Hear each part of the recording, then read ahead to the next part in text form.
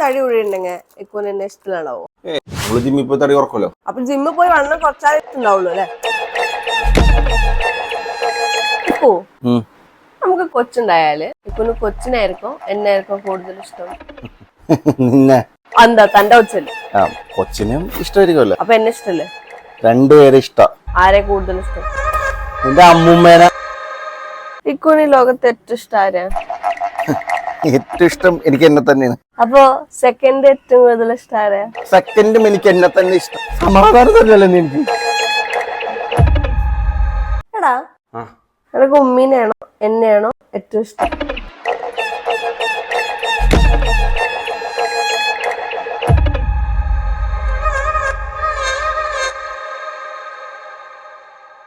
എനിക്ക് വല്ലാത്തൊരു നെഞ്ചുവേന. ഞാൻ കിടക്കട്ടെ, പിന്നെ പറയാം. ഇതിന് ഉത്തരം പറഞ്ഞു കഴിഞ്ഞാൽ ഏതെങ്കിലും